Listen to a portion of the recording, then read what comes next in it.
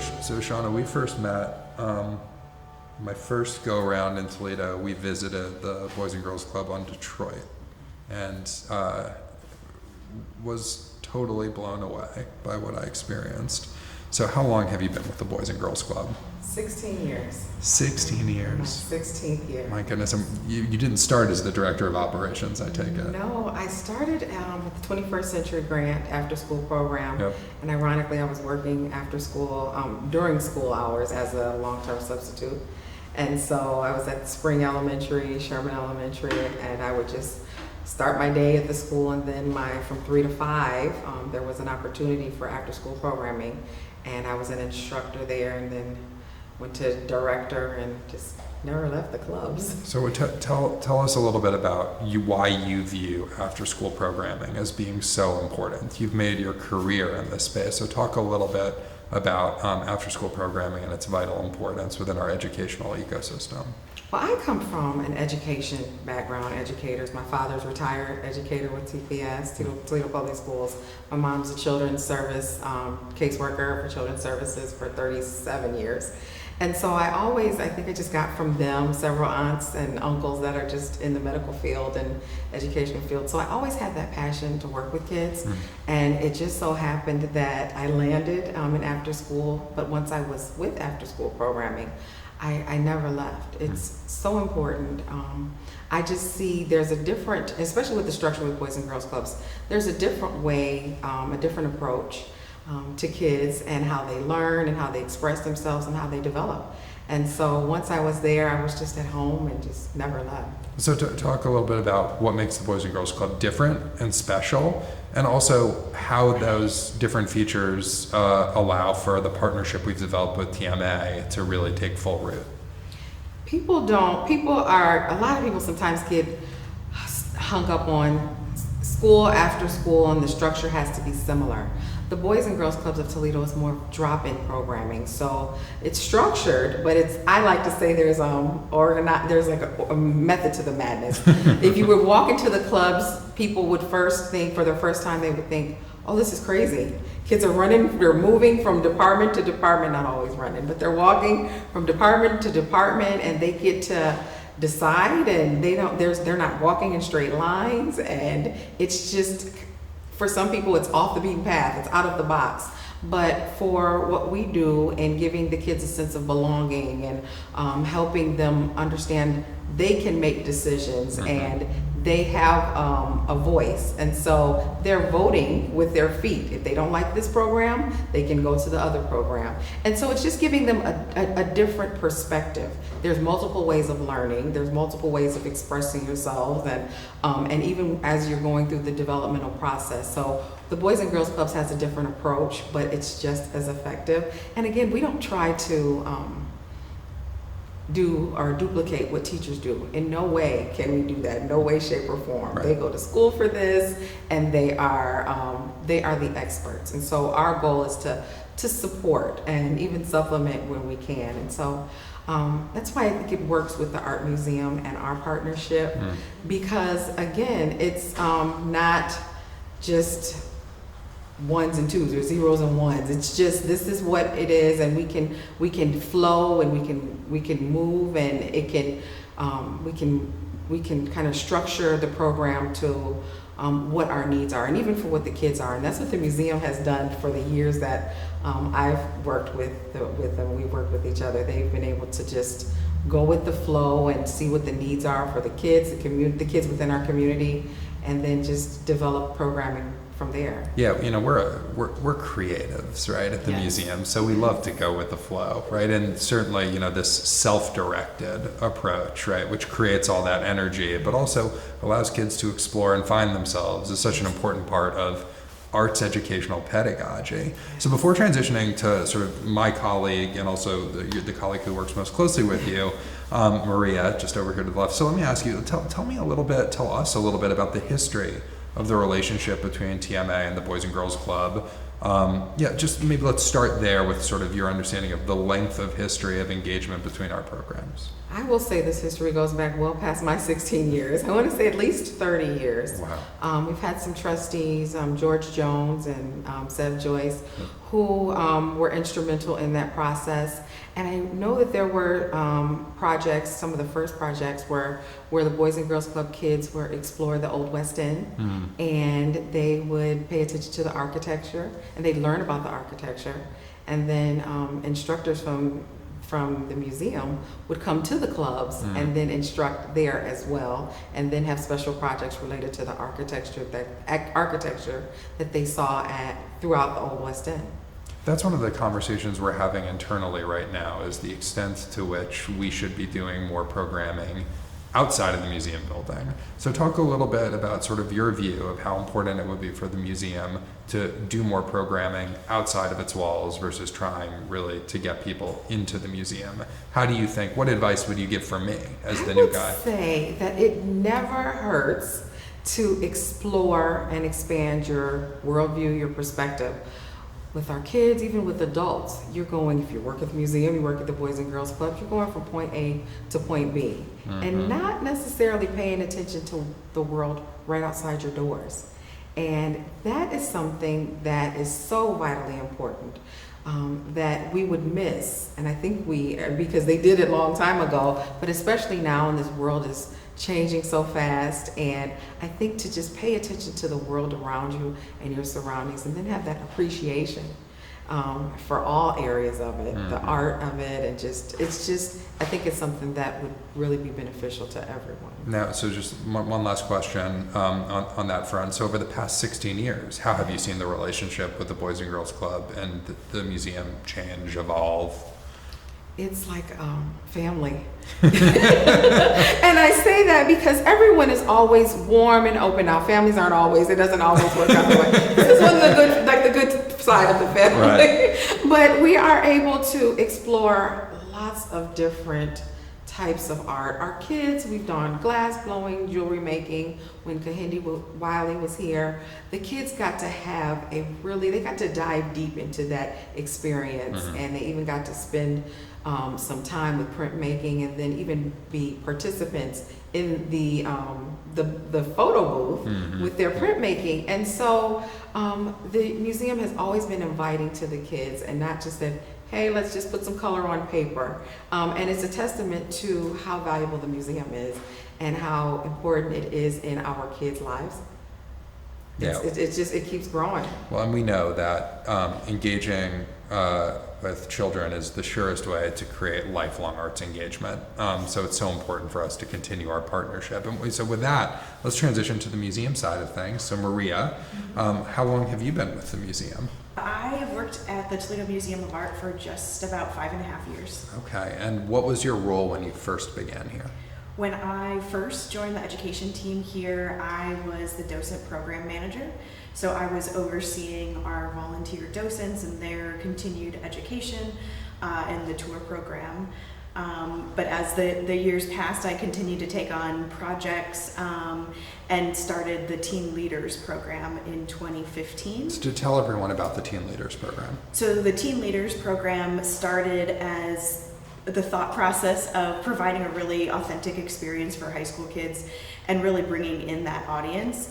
And so we initially worked with the Toledo School for the Arts and brought in a cohort of high school students who were interested in art. They weren't all visual artists. And we charged them with the idea of how do we get more high school kids interested in the museum and engaged here. And that kind of relayed into lots of different projects and programs, but the thing that really stuck was them developing your nights. And so that was the program that they developed, opening up the museum like an open house on a Friday night, having pizza and music and activities. And we just saw this huge increase in high school kids being interested in coming to the museum. We've had the opportunity to employ high school students throughout the summer. And so really it's becoming a space and a place that high school kids can come and make friends and explore artwork at the same time. So what do you think drives the success of those nights? Do you think that it is programming for teens generated by teens, or do you think some of it is also the networks? People know that their friends will be there, so they attend because their friends are there.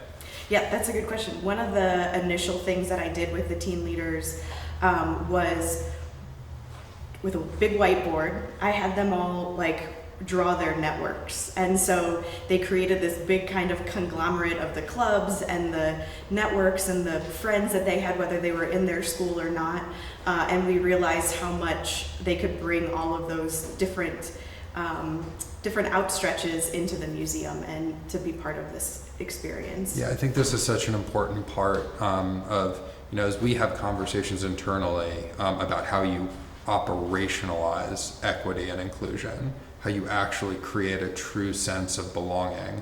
One of the things that institutions have gotten wrong is they think that you have relationships with institutions. You don't. It's actually just as Shawna said. It's like the Boys and Girls Club and the museum are institutions, but they're like family. Mm-hmm. People have relationships with people.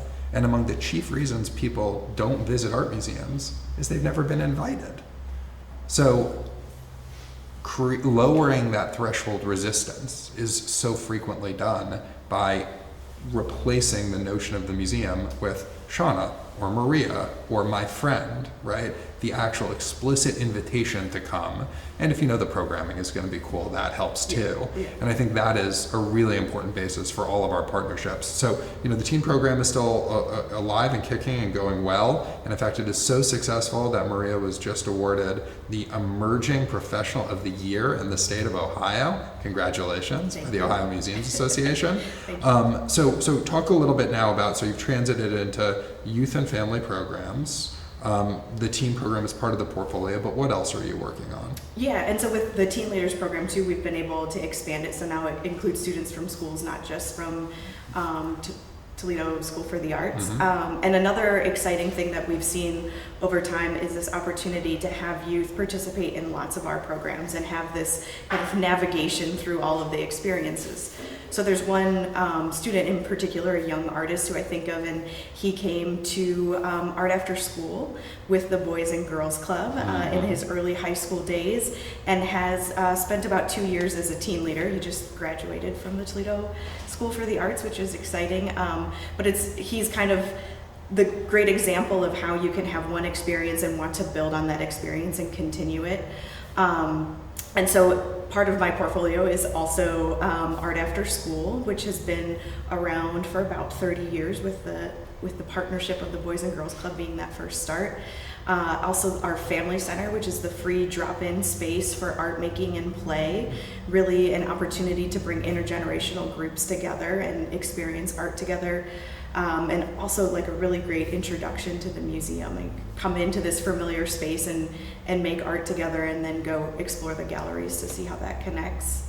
It's a big portfolio. Yeah. So talk a little bit about, so you've alluded now to the partnership with the Boys and Girls Club a few times, but talk a little bit about how that's developed over your brief tenure in your role and where you'd like to see it go. Yeah. So I think there's been this moment in time where a lot of things have changed, and we were in a lot of uncertainty towards the end of March with the pandemic, and I received an email from Shawna on a Friday afternoon, and it said, what are you all doing? Or something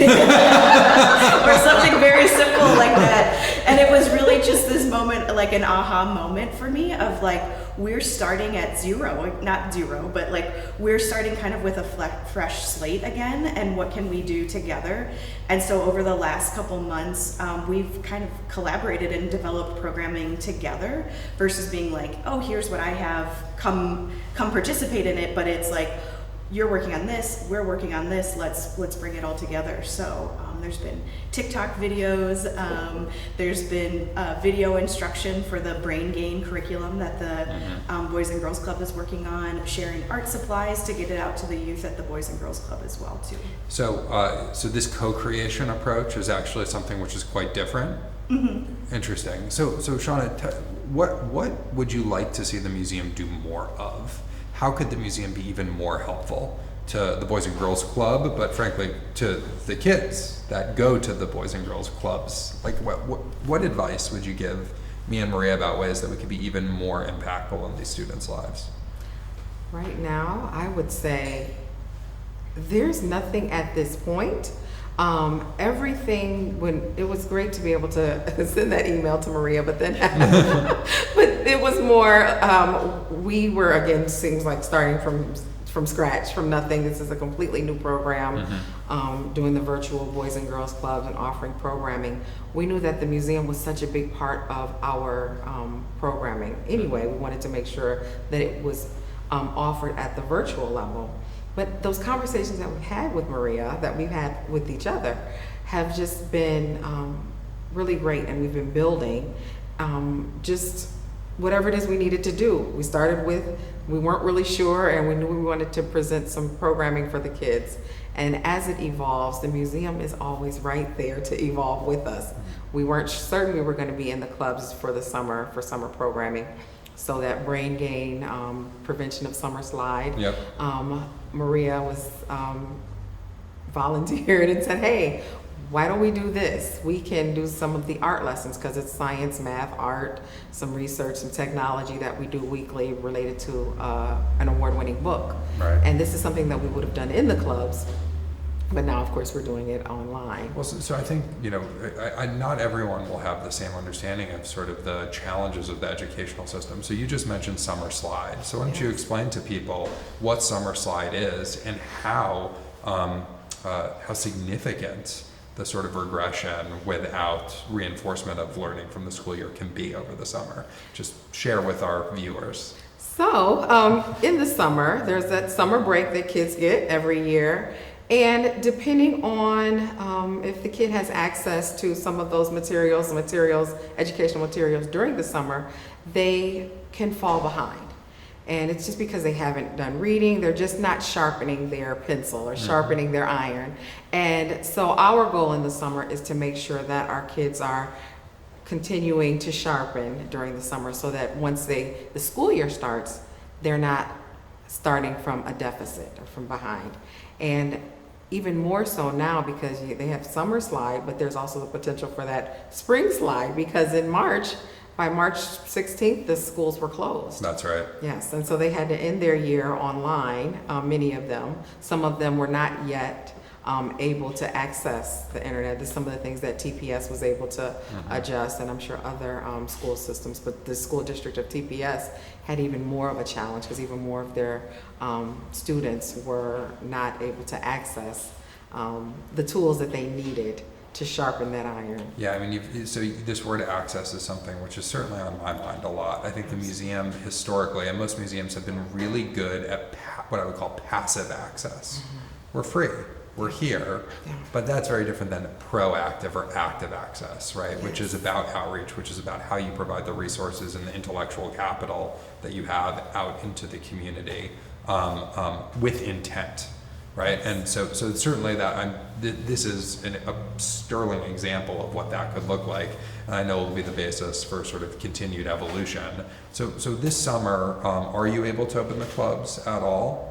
We will open them in July. Okay, at full capacity or not reduced at capacity? all. It's only one club, because 3 of our 4 clubs are connected to Toledo Public Schools. That's right. We're not yet ready to access it. So we have one, which is our Homer Hannum Club on Detroit Avenue in the West End. So we have one where we would usually have about 250, 280 members a day. We are limited to 32 as our max for the day.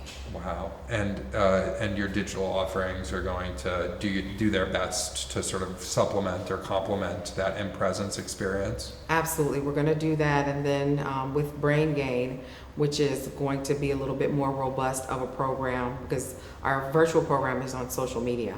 And Brain Gain we're going to house on our actual website. And so we're also going to send some materials to 100 of our members. But it's not going to be so complex that they can't just go along with the programming if they don't have it. We're going to make sure that they have a library of books that we're doing for Brain Gain. They're going to have some materials, but we know that kids also like to watch some of the videos as well, as my son does it as well, but they watch it. But there's also value in them participating in that way as well. Of course. Yes. Certainly. We all, those of us who have kids, got a crash course in homeschooling, and a reminder, at least for me, exactly why I'm not a teacher, and how amazing teachers are. So Maria, you know, I'm going to ask you the same question that I asked Shawna at the outset of sort of this line of questioning, which is sort of where do you see the future of the relationship going, and what opportunities do you think there are for TMA to be an even better partner to the Boys and Girls Club? I'm really excited about this partnership. It has been such a long-standing, valuable relationship, and I think it can only grow from here, particularly when we start thinking about the goals of reaching youth that live in the zip code surrounding the museum. There's so many households right here, and this really great opportunity for us to get outside our walls and to connect with people, and to connect with the community. And hopefully they come back, but they also might have that one experience that was really positive outside the walls of the museum as well. When I think about the programs in the portfolio that I oversee, the goal is really just to provide access and to demonstrate the transformative power of art. I think we see so many opportunities with art to allow youth to discover their voice, to build their voice, and also really to gain a sense of belonging. And it doesn't have to be that art is your career path. Right. And I think that there's just so much conversation that can happen around art. So how do you think in your role, so you mentioned the transformative power of art, how do you think about the intersection of art and wellness? Not health, but more broadly, sort of wellness. Do you have thoughts about that? I mean, what, to the extent, you know, engaging with arts lowers stress, right? To the extent that creating art allows you to process emotions in a different way. Even asking the teens who are the charter members of the teen program to visualize their networks. Just talk a little bit about how you see the arts intersecting with notions of wellness. I think particularly with youth, their brains are developing at a pretty rapid rate, and they're absorbing a lot of information. And I think the arts allow people to process information, to process emotions, but then also to express those emotions. And so I think that there is a really strong connection between art and wellness, whether that's mental health or a sense of belonging. I think wellness is a really big definition that can also make a community feel more well. Maybe it's painting a mural on a building that doesn't look so great, or has fallen into decay, but really kind of reimagining spaces. Like art allows us to do that. Well, certainly, and as we have a more developed conversation across the world about the social determinants of health, it does feel as if we have this opportunity using sort of our toolbox to engage our community. And I want to point out another thing you said, which I think is so important. You know, when I arrived here in 2013, one of the things you would frequently hear said is the museum is part of the Old West End. And while that's true, I also think it's important to remember that we're sitting in a room and I'm overlooking I-75, and that's not been there forever. Mm-hmm. It's only 50 years old. And in fact, this entire neighborhood was a neighborhood at one point. So as we think about our relationship with our community, that needs to mean 360 degrees. And certainly the Boys and Girls Club, in any other city, I'm a native New Yorker, that's walking distance, right? And it means as we think about Englewood and we think about Roosevelt and we think about Dorr Street and we think about Uptown, right? We have this opportunity to leverage our capacity to provide community wellness out in 360 degrees. And that's part of the reason I think the partnership with the Boys and Girls Club is so important, not just to the museum, but to thinking differently, right, about how we leverage our resources out into the community. So Maria, where do you see the partnership going with the Boys and Girls Club? What would you like to, wave your magic wand? Where are we in a few years? That's a good question. I think to your point about the different neighborhoods around the museum, it's also thinking about the museum campus as a gathering space and a place that can be used for a variety of things. And we have beautiful grounds that are open. So I kind of want to keep that idea in mind. But then also thinking with the Boys and Girls Club, I think they connect with so many youth. I'm not sure, Shawna, how many members you have, but I think you told me it was close to 5,500. 5,500. 5,500. And those youth represent so many different Toledo Public School elementaries and the other parochial elementary schools that are around here. And so it just, the partnership really helps us connect with so many youth. And we only sometimes get a sliver of that for the after school program. And so I think expanding the opportunities to more of the Boys and Girls Club members, working really on that co-creation. So Shawna, what would the museum need to do to ensure that we connected with every one of those 5,500 students? What should we be thinking about so we can make sure that we're the best partner possible and giving you meaning, not for the sake of the museum, for the sake of the kids, giving you meaningful content which is going to impact their lives? What could we do? How could we structure ourselves? What are the things that are missing in your model that we could fill in?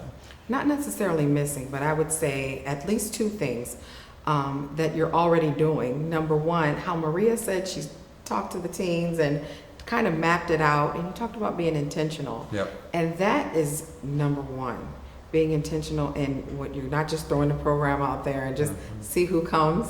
And then continuing to develop lifelong learners. And that's something that I hope that everyone sees how important it is. I see it happening. From you said you being here at 2013, I've been at the clubs for 16 years, and so I've seen some of our after school kids, our Boys and Girls Club kids who were participants in art after school, and now they're in their 20s and and they're starting families, and so now I can connect with them on social media. I couldn't with but now I connect and I see them, and they are continuing that love for art, whether it's through music and their artwork for the album cover or CDs or whatever. But they're very artistic, and there was even one of our alumni who said, nobody wants to go to who wants to go to the art museum with me?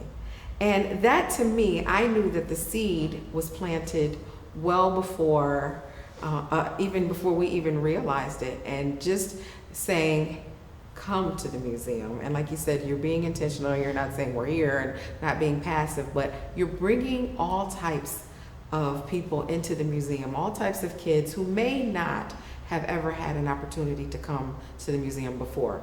Not saying that the museum wasn't open for them, but there is a lot of anxiety or uncertainty if you don't know an area. We're experiencing it now. Like I said, when I walk through and I see the plexiglass, there's some anxiety there. You're seeing everybody with masks. It's different. And so to reduce that anxiety, it's just exposure.